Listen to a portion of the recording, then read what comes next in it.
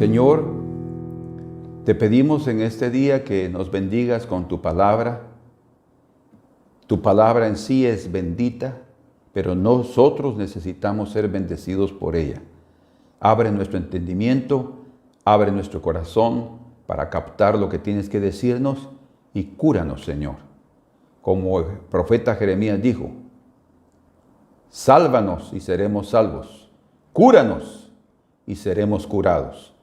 Te lo pedimos por el precioso Hijo de Dios, nuestro Señor Jesucristo.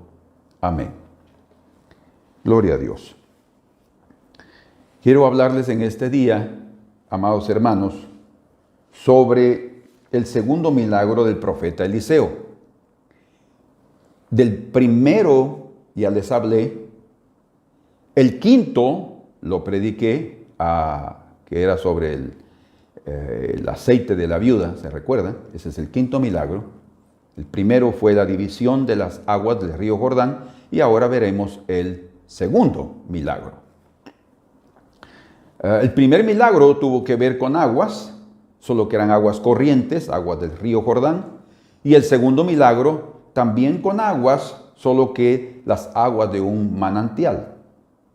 Había una relación, algo en común, aguas, y la diferencia está en que la otra era un río y este era un manantial, un lugar donde salían las aguas.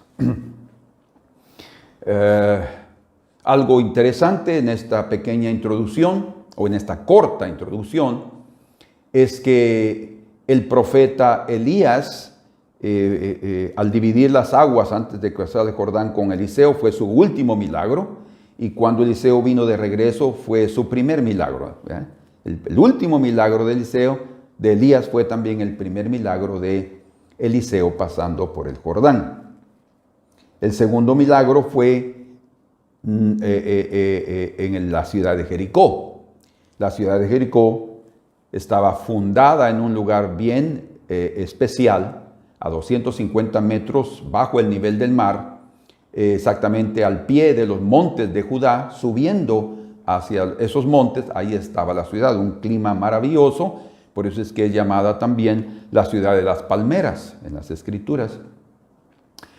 Jesús, cuando salió, muchas veces salió de Jericó, pero ustedes se recuerdan, Bartimeo estaba mendigando, el ciego, y fue curado en las afueras de Jericó. Primero, en relación a este milagro, vamos a leer juntos el texto del verso 19 hasta el 22. Dice, y los hombres de la ciudad dijeron a Eliseo, he aquí, el lugar donde está colocada esta ciudad es bueno, como mi señor ve, mas las aguas son malas y la tierra es estéril. Entonces él dijo, traedme una vasija nueva y poned en ella sal. Y se la trajeron. Y saliendo él a los manantiales, o sea, él salió de la ciudad, de las aguas, echó dentro la sal del manantial. Y dijo, así ha dicho Jehová. Fue dicha la palabra profética, que es la palabra de Dios hablada a través de sus profetas. Yo sané estas aguas y no habrá más en ellas muerte ni enfermedad. ¿Quién las sana? El Señor. Y fueron sanas las aguas hasta hoy, conforme a la palabra que habló Eliseo. Aquí encontramos entonces el primer aspecto de esta narrativa, que es que había un serio problema en Jericó.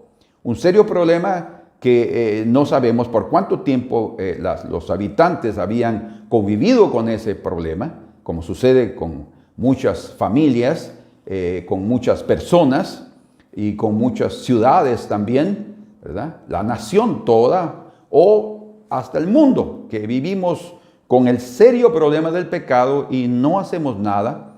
El Señor ya vino, murió por nosotros y continuamos con nuestra vida.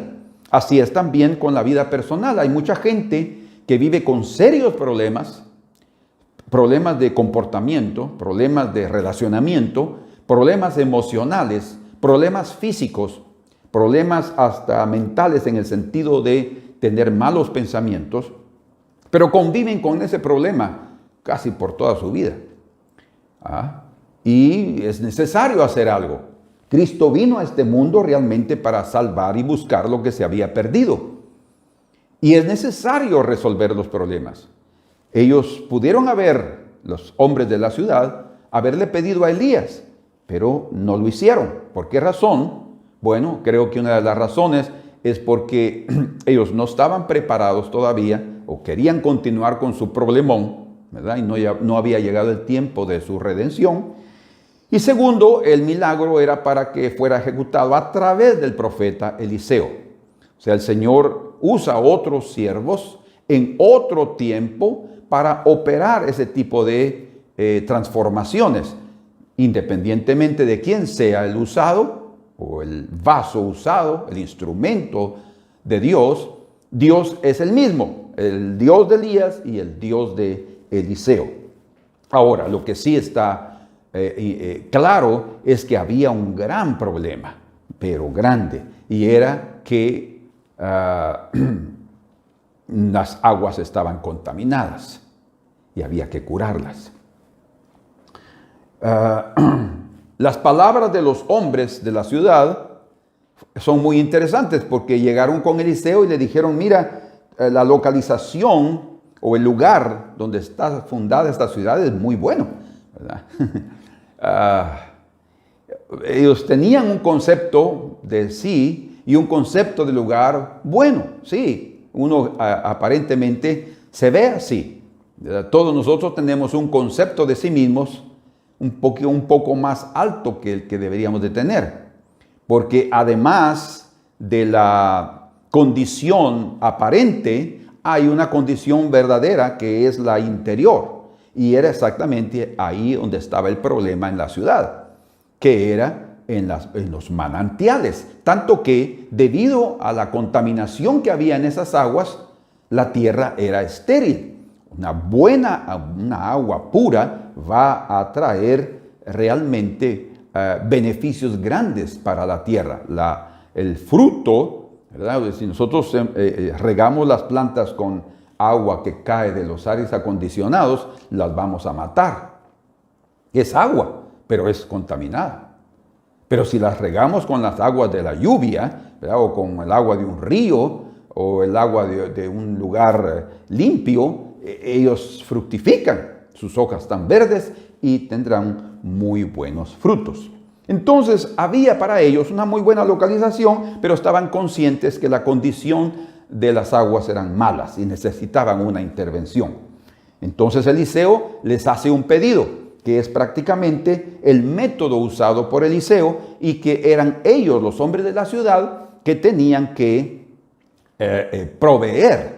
Primero, la vasija nueva o la botija nueva, y segundo, la sal. Ellos lo llevaron al profeta, la vasija con la sal adentro, y entonces viene y se realiza la operación, que es la que prácticamente concluyó con el milagro, que era la cura del manantial de aguas.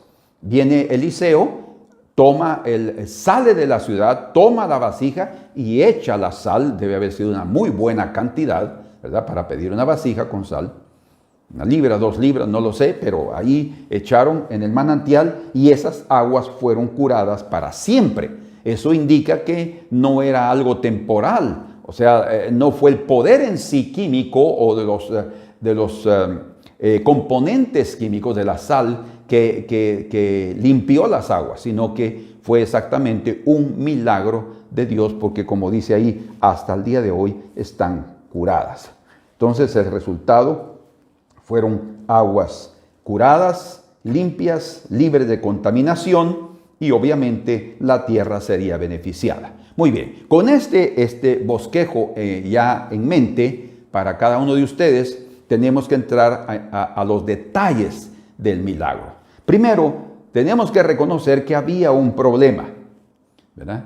Aguas contaminadas. Y a diferencia del primer milagro que fue en un río, aguas que corren, este milagro fue en las fuentes, ¿cómo se llama?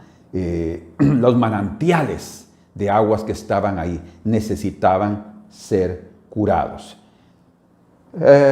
No hay duda que ellos ya habían pasado mucho tiempo, como ya lo consideramos, con ese problema, pero ahora realmente ya estaban con la disposición de que eso cambiara. Y eso aquí nos da a nosotros una perspectiva amplia de cómo pueden resolverse los problemas. Todos tenemos problemas en la vida, problemas emocionales, sentimentales, físicos, de relacionamiento, de todo tipo de financieros, ¿verdad? De falta de trabajo, hay problemas. Y para resolver esos problemas, lo primero que tiene que existir es que alguien pues reconozca su problema, reconozca que hay un problema. Nadie va a ser ayudado si primero no reconoce cuál es su problema, ¿verdad? Para que el hombre sea salvo, primero tiene que reconocer su pecado. Por eso la Escritura habla del Espíritu Santo convenciendo al mundo de pecado, de justicia y de juicio. Convenciéndolo significa que le da el rayos X de su condición y el hombre dice, ¡oh, esa es mi condición! Lo reconoce y entonces sabe que necesita de algo. Ahí va a depender de él si acepta la intervención divina o la rechaza. Pero aquí está el primer punto. Lo primero es desear o querer resolver el problema. Si tú tienes un problema serio, lo primero que tienes que hacer es reconocerlo y luego desear con todo tu corazón el cambio, ¿verdad? No como Faraón, que cuando Moisés le dice, ¿y cuándo quieres que ore por ti para que las ranas salgan de tu palacio y de tu casa? Mañana, dice. Bueno, parecía que él quería pasar todavía una noche con las ranas, que nos habla de la influencia de espíritus inmundos. Y muchos de nosotros a veces estamos dispuestos a continuar con nuestros problemas por más tiempo, ¿verdad? Ahí los llevamos cargando, llevamos nuestras maletas encima, cargas pesadas, un yugo muy pesado. Nuestro yugo es pesado, el yugo del Señor no, es leve. Por eso Él quiere cambiar ese yugo con nosotros. Llevad mi yugo sobre vosotros, dice. O sea, ¿por qué? Porque nuestras cargas son pesadas y nosotros somos a veces tan obstinados que estamos dispuestos a continuar con nuestro problema, no importa cuánto tiempo. ¿Por qué? No es necesario continuar con eso. Podemos primero desearlo, ver nuestro problema, ¿verdad? Si tú estás viendo ahora cuál es tu problema, ¿verdad? ¿Cuál es tu talón de Aquiles? ¿Cuál es ese aguijón que te ha estado afectando? Si ya lo estás consiguiendo ver, ahora es necesario que tú digas, Señor, necesito. Como Bartimeo, ¿cuánto tiempo él pasó ciego? Hasta que supo que Jesús pasaba por ahí, comenzó a gritar. ¿Por qué? Porque el primer punto para que las cosas cambien es que tú lo anheles, lo desees con todo tu corazón y que tengas la disposición. Como estos hombres de Jericó se acercaron a Eliseo y le dijeron, mira, esta ciudad es maravillosa, la vida es maravillosa, la vida que Dios nos dio es maravillosa, el cuerpo que el Señor nos dio es maravilloso, pero tengo este problema. Bueno, el segundo punto es que hay que declarar el problema y confesarlo. Es como el que confiesa sus pecados y se aparta alcanza misericordia, pero el que no va a continuar en su problema serio. Entonces el segundo punto es declararlo. No tengamos miedo de declarar nuestros problemas, porque ¿cómo vamos a ser ayudados? La ayuda no vendrá propiamente o únicamente de nosotros, ¿verdad? Comienza con nosotros, con la disposición del cambio y con la declaración del problema. Pero la ayuda principal viene del Señor. Él va a solucionar el problema, Él va a curarte, Él va a efectuar el milagro que cada uno de nosotros estamos esperando, sea en nuestro cuerpo, sea en el alma, sea en el espíritu, ¿verdad? Porque también tenemos que librarnos de toda contaminación de carne y del espíritu, dice la Escritura en Corintios, ¿verdad? Toda contaminación, eso significa que también podemos estar contaminados. Y la contaminación, vamos a verlo, no está únicamente en las personas que no conocen al Señor, sin duda que está en ellos, pero también está y puede resultar en aquellos que conocen al Señor cuando permiten que este mundo o el pecado o una vida de desobediencia o abandonan la iglesia o ya no leen más su Biblia, ya no oran, ya no buscan al Señor y van a la iglesia con una gran indiferencia. Ahí hay una fuente contaminada. Fue contaminado. Ahí hay manantiales contaminados con maldición que necesitan ser librados. Entonces, resumiendo esta primera parte, cuando hay un problema, lo primero es desear y querer resolverlo. Segundo, es necesario declararlo y confesarlo. ¿A quién? A la persona indicada. ¿Por qué llegaron ellos al profeta? Porque era el indicado de Dios, era el que tenía la palabra de Dios, era el que tenía la palabra profética que podía librarlos de esa situación. Y lo tercero es solicitar ayuda. No solamente declararlo y confesarlo, sino decirle, yo necesito cambiar. La disposición del corazón es muy importante. Toda persona, toda nación que quiere cambiar, toda familia que quiere cambiar, tiene que poner una disposición abierta totalmente para ver ese cambio en su vida. Bueno, hablando específicamente de Jericó, Jericó comienza, como ya vimos, es la ciudad más antigua de Canaán, de Israel. Pero cuando el pueblo de Israel salió de Egipto y llegó, después de 40 años de peregrinar por el desierto, y llegaron al río Jordán, del otro lado, en Moab, el Señor les ordenó que entraran y desde el monte Pisga, Moisés vio, dice, lo primero que vio enfrente, ahí estaba la tierra, la ciudad de Jericó. Era la primera ciudad que se miraba. Entonces fue la primera ciudad que ellos enfrentaron con su ejército y que tenía que ser totalmente destruida. Tanto es así que el Señor dejó bien claro allí en Josué, capítulo número 2, que ellos tenían que destruir la ciudad y que era una anatema. Quiere decir, anatema significa, por eso dice anatema a Jehová. Dice, ¿por qué dice así? Bien extraño, ¿verdad? Porque anatema quiere decir consagrado a la destrucción. O sea, Dios consagró, separó, determinó de destruirla por completo. Principalmente los muros, porque era una ciudad amurallada y esos muros fueron destruidos. Esa ciudad, por tanto, fue la primera y la única que se salvó en esa ciudad de Jericó, ustedes ya lo saben, fue Rahab, la prostituta. Interesante, ¿verdad? Y su familia. Ella se salvó porque también colgó aquel, ¿cómo se llama? El cordón de grana, ¿verdad? O de escarlata que ella colgó, que se lo dieron los espías, para que, y esa grana y esa escarlata representa la sangre de Cristo. Ella se salvó, ¿por qué? Porque creyó en el Dios de Israel y a pesar de ser una prostituta, una ramera, alguien de una vida, digámoslo así de esta forma clara, contaminada, ella fue librada, fue curada de su contaminación debido a que ella reconoció su pecado, no tuvo miedo hasta recibió a los espías y ella fue salva. Qué tremendo, ¿verdad? Ella y su familia. Ellas son las únicas que se salvaron de los habitantes de Jericó. Pero hay algo también interesante, que después de haberla destruido, Josué declaró una maldición. Dice, maldito el hombre que reedificare, fíjense ustedes, reedificare esta ciudad.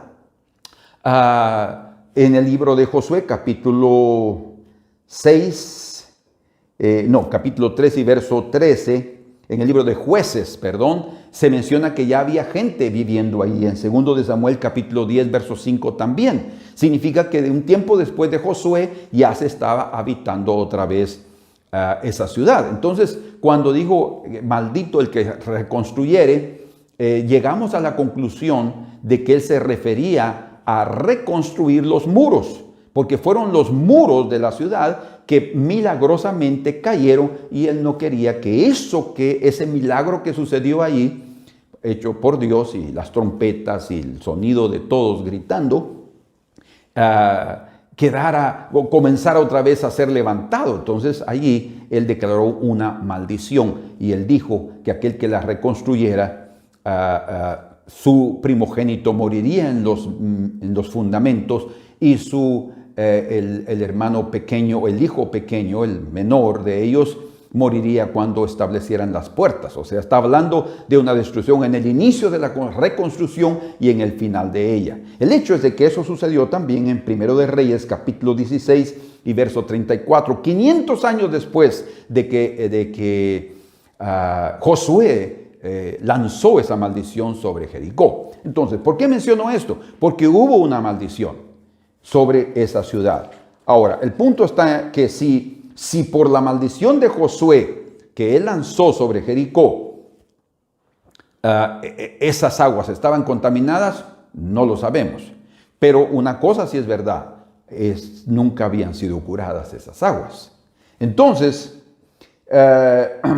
esas aguas debían ser curadas para convertir la tierra a su alrededor en una tierra fértil, ¿verdad? Ahora, esto es muy importante. No hay ninguna maldición que venga sin causa, como leemos en Proverbios capítulo 26 y verso 2. Como el gorrión en su vagar y como la golondrina en su vuelo, así la maldición nunca vendrá sin causa, ¿verdad? O sea, toda maldición va a venir con causa, o sea, hay alguna razón de por qué esa maldición viene sobre una vida, sobre una familia, sobre una nación. Bueno, en este mundo hay muchas vidas que tienen su interior con esa maldición. Una maldición son palabras proferidas para desearle el mal a otras personas. De hecho, no solo las personas lanzan una maldición sobre otros, sino Dios mismo habla sobre maldecir a su pueblo, como lo veremos, por no obedecer sus mandamientos. O sea, está hablando de sufrir consecuencias graves, no prosperar, no levantarse, no ser curado debido a ese tipo de maldiciones, ¿verdad? O sea, no vienen sin causa, dice. Bueno, entonces hay muchas personas en este mundo que tienen un interior que está con maldición. Eso significa contaminado, sus fuentes, sus manantiales están contaminados por el propio mal que el pecado produce. El propio pecado produce mal, como leemos exactamente en el libro de Romanos, capítulo número 3. Vamos a ver otros aspectos muy importantes. En el verso número 9 dice, ¿qué pues? ¿Somos nosotros mejores que ellos? Hablando de los judíos, de los gentiles, ¿son mejores que los judíos? En ninguna manera, dice. Pues ya hemos acusado a judíos y gentiles que todos están bajo pecado. O sea, el pecado produce maldición. Y para que ustedes vean que no estoy inventando esto, dice aquí mismo, como está escrito, verso 10, no hay justo ni aun uno, no hay quien entienda, no hay quien busque a Dios. Y esto aquí va en adelante hablando de todo esto. Se habla también en el Salmo 14 y en el Salmo 53 se habla de esto, de la condición que no hay justo ni aun uno. Pero luego en el verso 14, para adelantarnos, dice, su boca está llena de maldición y de amargura. Todo aquel que está bajo pecado, su boca está llena de maldición y de amargura. Entonces, precisan ser curados, precisan ser librados de la contaminación y, como dice también la Escritura en Proverbios capítulo 3 y verso 3, dice que en la casa del impío hay maldición. ¿Por qué? Porque es un impío, o sea, alguien que vive su vida como quiera. Maldice a Dios, maldice a los otros y vive una vida totalmente alejada de un camino de justicia y de rectitud y de santidad. Entonces, dice ahí, Proverbios 3:3, en la casa del impío hay maldición, pero en la casa del justo hay prosperidad. Dice, ¿por qué? Hay dos campos, un campo de desierto estéril y un campo fértil. El fértil es el que ha sido curado y el estéril es el que aún precisa de cura. No significa que tiene que continuar así. No, puede cambiar dependiendo, como ya vimos, de su reconocimiento, de su anhelo de ser cambiado, de ser curado en su interior. Entonces, así es el hombre en general. Como dice la Escritura, que el pecado entró en el mundo por un hombre y por el pecado pasó a todos los hombres por cuanto todos pecaron. Entonces hay una condición de maldición debido al propio pecado que hay en la humanidad. Ahora, esa maldición es quitada totalmente a través del perdón de nuestros pecados, a través de Jesucristo. O sea, Él nos libra de esa maldición. Hay otras personas que, como el pueblo de Israel le sucedió y puede suceder también con gente del Nuevo Testamento, que no guardan el camino del Señor, están en desobediencia directa. Hay personas que abandonan la iglesia, personas que abandonan el camino del Señor y que andan en sus propios caminos, ya hicieron su propio evangelio y tienen su propia perspectiva de vida espiritual. Pueden andar en desobediencia y eso también puede generar una maldición. De hecho, en el libro de Daniel, estoy tratando de ser corto para no avanzar tanto en cada detalle para poder darles lo que queremos compartir. En el libro de Daniel, veamos juntos allí, Daniel capítulo número 9,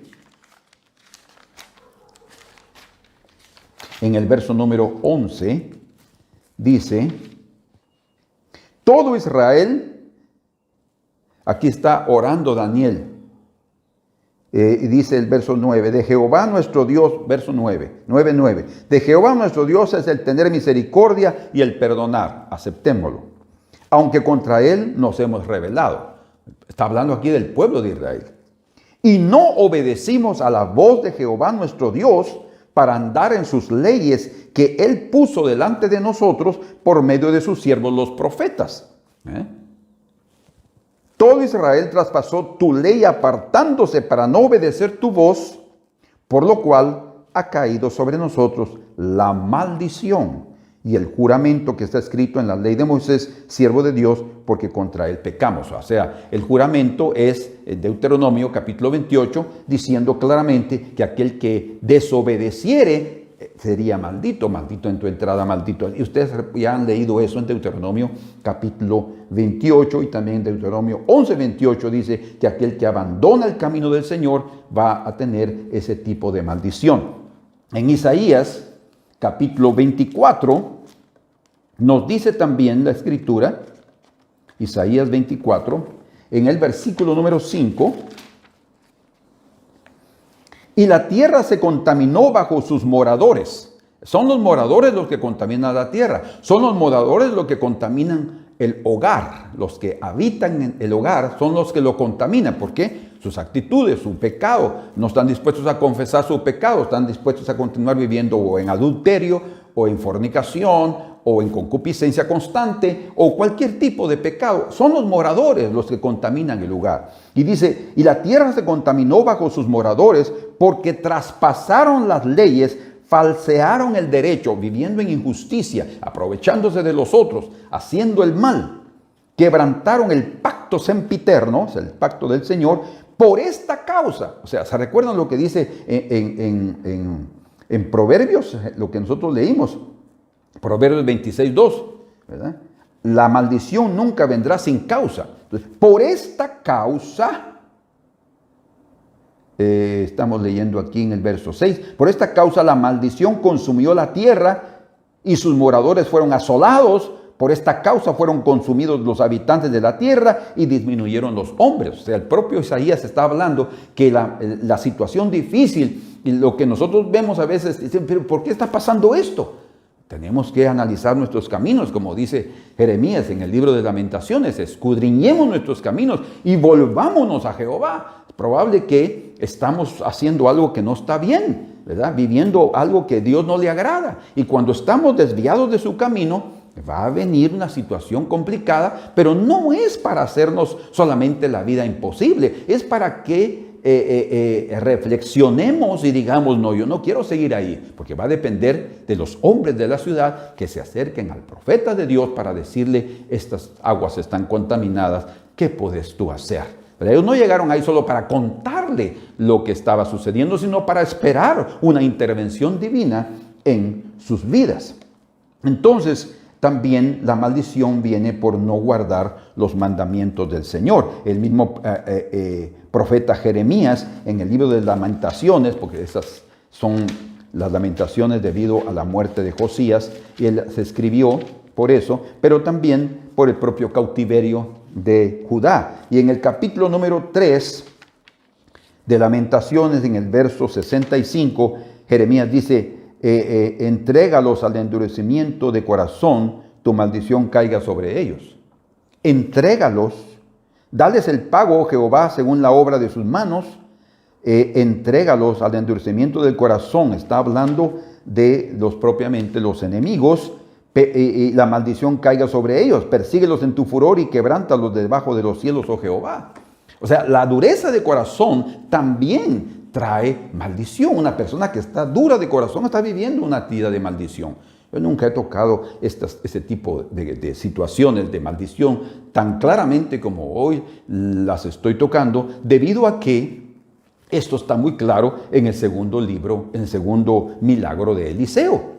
Y el Señor quiere curarnos, el Señor quiere librar de eso. El Señor puede eliminar así la maldición, puede eliminar así todo tipo de contaminación emocional, sentimental o de relacionamiento, ¿verdad? O de pecado. No importa cuánto ha sido el pecado, cuánto tiempo se ha vivido en esa situación o cuánto tiempo nosotros hemos permitido que eso haya tomado control de nuestras vidas y hemos vivido bajo una contaminación, hemos vivido bajo un ambiente desagradable.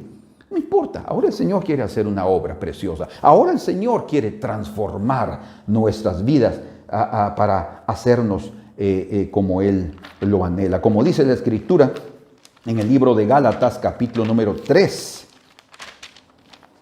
versículo número 10. Porque todos los que dependen de las obras de la ley están bajo maldición. ¿Cómo así? Todos los que dependen de las obras de están bajo maldición. La razón es la siguiente. Pues está escrito, maldito, vean ustedes, hay maldición. Todo aquel que no permaneciere en todas las cosas escritas en la ley, del libro de la ley, para hacerlas. Aquel que no las hace, cae bajo maldición. Por eso es que el Señor nos libró de la ley, dice en el verso 13, Cristo nos redimió de la maldición de la ley, hecho por nosotros maldición. Nosotros provocamos eso debido al pecado, debido a la desobediencia, debido a la dureza del corazón, pero el Señor nos libró de esa maldición debido a que Él murió en la cruz. Entonces, y debido principalmente a que Él cumplió la ley, como dice en Mateo capítulo 5, 17. Él dice, yo no vine a abrogar la ley o anularla, no, yo vine a cumplirla. Eso es la justicia de Dios. Él cumplió por nosotros y ahora nosotros creyendo en Él y viviendo y siguiendo sus pasos o sus pisadas, como dice Pedro, nosotros vamos a ser alcanzados con esa bendición, curados en el interior de todo tipo de contaminación y seremos una tierra fructífera para la gloria de su nombre. Pero hay otro tipo de maldición también que viene a través de la parte financiera. Y esa parte financiera nosotros la vemos exactamente en el libro de Malaquías, y hay mucha gente que no les gusta que hablen de Malaquías desde esta perspectiva porque piensan que los diezmos no están bien claros en el Nuevo Testamento, solo son del Antiguo y no deberían de forzarnos a dar diezmos. No, creo que hay algo que no hemos entendido ahí muy bien, porque el Señor, nosotros tenemos que aprender a darle al Señor lo que es del Señor. Él ha dicho desde el Antiguo Testamento que las primicias son de Él. Y también ordenó que los diezmos deben ser dados a los sacerdotes. Es que no tenemos sacerdotes hoy. No tenemos sacerdotes, tenemos pastores. ¿Y qué se daba en el inicio de la iglesia primitiva? La gente daba más que diezmos. Por eso es que no se obligaba a nadie. Y segundo lugar, porque todavía existían sacerdotes y no los iban a obligar y que dieran los diezmos que eran para ellos, para los apóstoles. Entonces, ellos vivían mucho más recibiendo que diezmos, porque ellos daban todo, daban sus casas, daban todo, y todos vivían de acuerdo a la bendición que había ahí. Por eso es una de las razones por las cuales no se mencionan los diezmos, porque la bendición era sobreabundante. Pero si lo mínimo vamos a dar que le corresponde al Señor es el 10%, porque recuerden que aún en el Antiguo Testamento daban 3 diezmos, y cada 3 años había también una cantidad específica destinada para los pobres, destinada para los extranjeros. Había un cuidado muy grande de parte del Señor para los levitas, los sacerdotes, y también para la gente pobre y la gente que llegaba a buscar refugio en el territorio de Israel. Entonces, cuando el Señor habla esto en el libro de Malaquías, es muy importante, porque el pueblo de Israel violó, digamos así, esa fidelidad en la área financiera de sus vidas. Y nosotros también podemos estar cayendo en ese tipo de situación de no estar prosperando y que nada de la obra de nuestras manos prospera, porque no estamos siendo fieles en dar al Señor lo que le corresponde. Entonces dice aquí, en el libro de Malaquías, capítulo número 3, en el verso número 8, dice...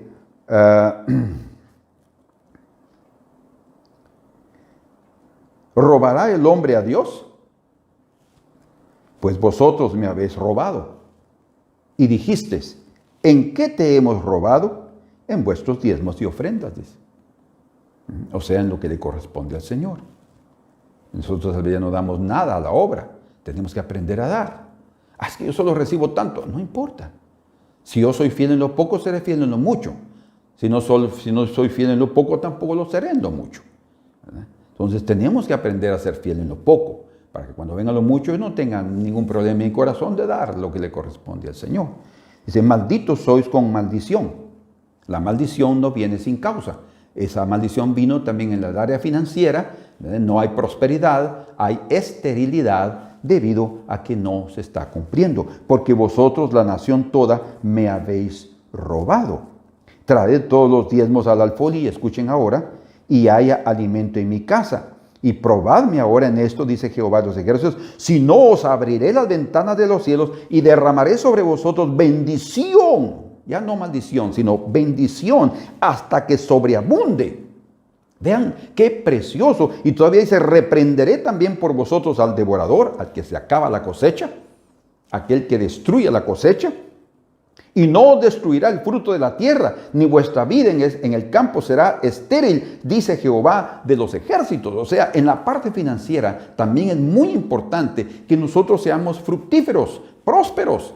Dios quiere hacernos prósperos, pero somos nosotros los que podemos cerrar la puerta de la bendición a través de también ser avaros o duros de corazón o miserables. Tenemos que aprender a dar, a ofrendar también, porque de esa manera vamos a quitar de nosotros cualquier tipo de maldición, de contaminación en el interior de nuestros corazones. Entonces, haciéndolo, dando al Señor lo que Él nos pide, cura viene sobre la esterilidad y mucho fruto habrá en la tierra. Entonces, para terminar, Dios quiere curar nuestro interior. El manantial contaminado. Si hay alguna contaminación de cualquier tipo, como ya hablamos, emocional, una enfermedad, sentimientos, ¿verdad? Si hay infidelidad en el corazón, Dios quiere curarlo. ¿Quieres tú ser curado? Él quiere hacerlo. La disposición está en Él, pero en nosotros también tiene que estar esa disposición. Amén. De hecho, Cristo lo hizo. Cuando Él murió en la cruz, Él vino a curarnos, Él vino a quitarnos esa maldición. De hecho, también la Escritura dice, cuando Balaam fue contratado por Balac para maldecir al pueblo del Señor, dice la Escritura ahí en Deuteronomio 23:5, que el Señor convirtió la maldición en bendición. Nehemías lo repite en el libro de Nehemías capítulo 13, verso 2, diciendo que el Señor, porque para ellos fue algo maravilloso, alguien te puede estar maldiciendo, tú puedes estar siendo maldito a través de un brujo, de una bruja, de lo que sea, no importa. Dios puede convertir la maldición en bendición cuando estamos siendo protegidos por Él, cuando estamos andando en la rectitud. Entonces es necesario que nosotros permitamos que el Señor no solamente nos haya curado a través del sacrificio de Cristo, sino también todos los días nos mantengamos en esa bendición por la palabra profética. La palabra profética que va a venir a sanar nuestra tierra, a sanar nuestra familia, a sanar nuestro país, pero principalmente se comienza ahí a sanar nuestros propios corazones. Es aquí donde el Señor quiere operar en nuestro interior, en nuestro manantial. Esto es muy importante. Ahora, vean ustedes que lo que él estaba haciendo, lo que hizo Eliseo fue pedir a los hombres, y los hombres llegaron con una vasija nueva. ¿Qué representa esa vasija nueva? Lo que Dios quiere hacer con nuestras vidas, quiere darnos una nueva vida. Por eso está hablando el Señor también en la Escritura, en Mateo capítulo 9, verso 17, que dice que el vino nuevo se coloca en odres nuevos. Vino nuevo en odres nuevos. Porque si se coloca vino nuevo en odres viejos, los odres se van a romper y se van a destruir. Dios no quiere destruir nuestras vidas. Él quiere darnos vida. Él quiere darnos edificación, una construcción firme, una estructura poderosa. Pero eso solo puede venir a través de un cambio, de una transformación. Por eso Él pidió una vasija nueva. El mensaje es maravilloso a través de este segundo milagro de Eliseo. Desde aquella época, ¿verdad? De aquellos remotos tiempos, el Señor dando a conocer lo que Él iba a hacer y lo que Él puede hacer en la vida, en cualquier época de la historia y en cualquier hombre, transformando su vida en una vida nueva. Pero viene a través de colocar dentro sal. ¿Qué representa la sal? Bueno, la Escritura nos dice en Mateo capítulo 5, verso 13, Cristo dijo, vosotros sois la sal de la tierra. O sea, la iglesia, los salvos ahora, ¿verdad? Las nuevas criaturas, ellos son sal de la tierra. Nosotros fuimos limpiados a través de la sal, vamos a entender qué es eso. Fuimos limpiados a través de la sal, ahora hay sal también en nosotros y nosotros vamos a limpiar a otros. Somos la sal, vamos a preservar la vida de este mundo, vamos a librarla de la contaminación del pecado a través de manifestar la vida de Cristo en nosotros, que es realmente la vida nueva en nuestros corazones. Para que ustedes entiendan qué es la sal, bueno, primero aquí la sal preserva, ¿verdad? Pero como ya vimos, y es importante esto, hay también un mensaje espiritual aquí, y está en Colosenses, capítulo número 4, vamos a Colosenses, capítulo número 4, y en el versículo número 6, dice, sea vuestra palabra siempre con gracia, sazonada con sal. ¿Qué es la sal? La gracia de Dios.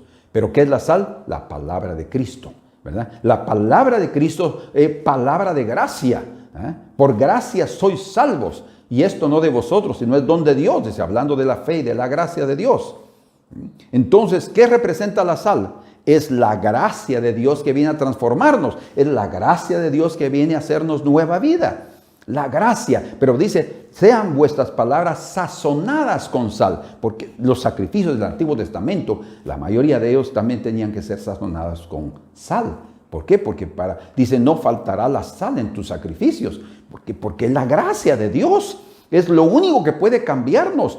Si nosotros venimos aquí con toda una condición desfavorable, enfermos en todo sentido, y decimos, Señor, cúrame, como el hombre leproso le dijo, quiero, le dijo el Señor, extendió su mano y lo limpió de la lepra instantáneamente. Dios puede transformarnos de la noche a la mañana. Dios puede transformarnos de un cerrar y abrir de ojos. ¿Por qué? Porque en Él está el poder. No exactamente como en Eliseo, la sal en sí, como un elemento natural. No, es el poder de Dios que transforma las aguas y que las libra de todo tipo de contaminación. Entonces, la sal representa la palabra de gracia. Es la palabra profética. Y la palabra profética es la palabra de Dios mismo que es dada a través de sus profetas. Entonces, Cuando esa palabra profética llega a la tierra, llega a los corazones, se elimina todo tipo de maldición. Eso significa el mal. La maldición es el mal erradicado de la vida.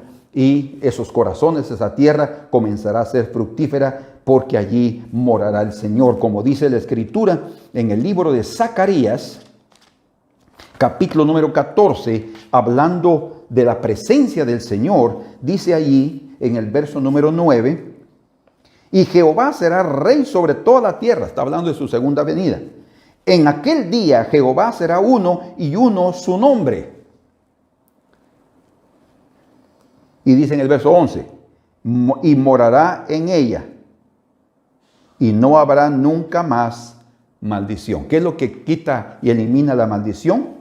Es lo que dice también en el libro de Apocalipsis. No habrá más maldición. En la tierra santa, en la Jerusalén celestial, no existe maldición, porque ahí está la presencia del Señor. Entonces necesitamos de esa presencia que viene a través de su palabra profética para que todo el mal que trae cualquier tipo de maldición, porque hay diferentes tipos de maldiciones, como ya lo vimos, la dureza de corazón, vivir una vida inicua, ser desobediente a la palabra, no cumplir con algunas cosas que el Señor quiere, o simplemente por ser una persona que está en el mundo y el pecado trae maldición. Entonces el Señor quiere habitar en nosotros y darnos una gran bendición. Pero es necesario solicitar la intervención divina, como estos hombres llegaron con Eliseo. Tú tienes que solicitarlo, tienes que venir delante del Señor y pedirle: Señor, interviene en mi vida, ponernos a la disposición del cambio. La gracia de Dios está disponible. Dios quiere hacer vasijas nuevas, quiere limpiarnos en nuestro interior, el manantial. Él quiere derramar su gracia, darnos su perdón divino, y entonces esa palabra va a liberarnos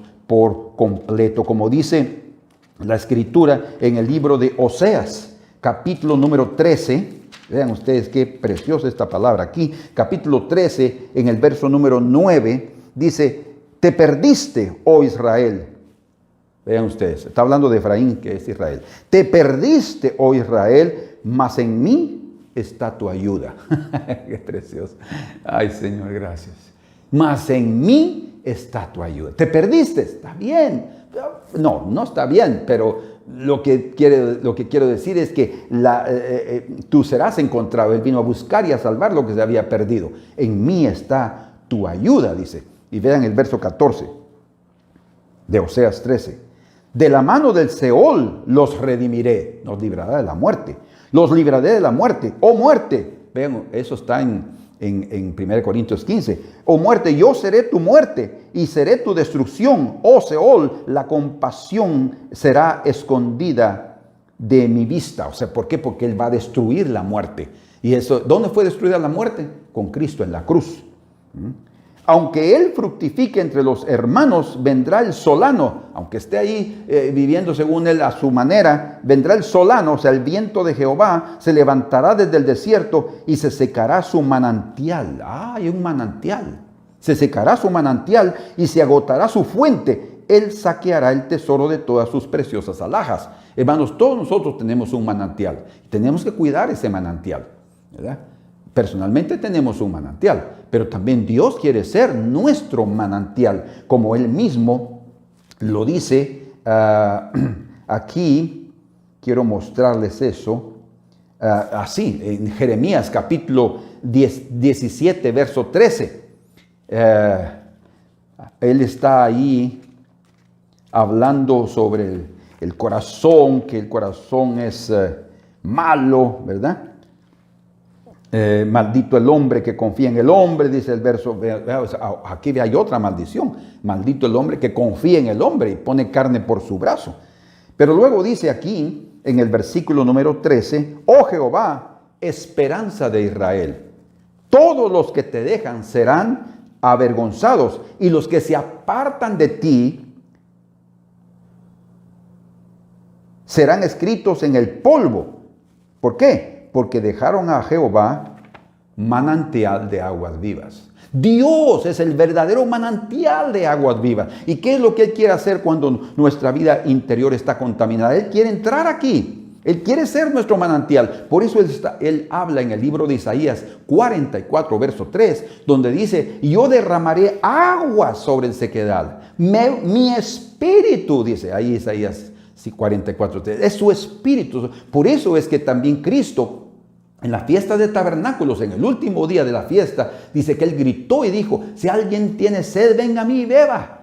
Y como dice la Escritura, de su interior correrán ríos de agua viva. Y esto dice al respecto del Espíritu Santo que había de venir. Dice, vean ustedes que es en el interior correrán ríos de agua viva. Son esos ríos del manantial de Dios mismo, de la presencia de su Espíritu, de la presencia de Cristo en nosotros, que va a hacer que toda contaminación, toda maldición, todo lo que es malo desaparezca y el Señor nos haga fructíferos, quite la esterilidad y nos haga prósperos. Bendito sea su nombre para siempre. Así es que dice la Escritura también en el libro de Proverbios, capítulo número 25 y verso 26, como fuente turbia y manantial corrompido es el justo que cae delante del impío. ¡Opa! Oigan, como fuente turbia y manantial corrompido. Está hablando de un justo. Su fuente, su manantial se puede corromper, corrompido. Es el justo que cae delante del impío. Y ahorita en este momento me estoy recordando de un misionero americano, lingüista, que él vino hace años, creo que en 1960 por ahí, vino a traer el evangelio a una tribu del Amazonas y él vivió entre ellos, ¿verdad? Pero después de tantos años de estar estudiando la lingüística de ellos y todo, ahora está, yo lo oí hoy, interesante, por lo que estoy hablando. ¿Saben qué sucedió con ese misionero? Se declaró ateo, no cree más en Dios. Él vino a traer el evangelio a esos nativos, pero convivió con ellos y se convirtió en un ateo. En lugar de traer la sal, su fuente fue contaminada. Exactamente dice aquí, como fuente turbia y manantial corrompido es el justo que cae delante del impío. Oh Señor, líbranos. Por eso cada uno de nosotros tenemos una fuente, cada uno de nosotros tenemos un manantial, pero el Señor quiere ser nuestro manantial y darnos toda la seguridad. Entonces Dios quiere hacernos fructíferos. Dios quiere librar la esterilidad de nuestras almas. Su palabra tiene ese poder. La sal es su gracia. Eliseo es un ejemplo del milagro que Dios quiere hacer en cada uno de nosotros. Es su gracia y su perdón a través del poder del Espíritu Santo. Y como dijo Eliseo, así termino. Yo sané estas aguas y no habrá más en ellas muerte ni enfermedad. Señor, en el nombre de Jesús, que así sea, en esta hora, sobre cada uno de aquellos que saben y conocen cuál es su condición y que han reconocido cuál es su problema, pero que hoy han pedido delante de tu presencia tu intervención para que tú cures, tú libres y tú manifiestes tu poder, Señor, para darnos un corazón fructífero y quitando toda esterilidad y sanando, Señor, todo aquello que deba ser sanado. Como dijo Jeremías, sálvanos y seremos salvos. Cúranos y seremos curados en el nombre de Cristo Jesús. Amén. Amén. Que Dios los bendiga, mis amados hermanos. Si Dios lo permite, seguiremos viendo sobre los milagros de Eliseo.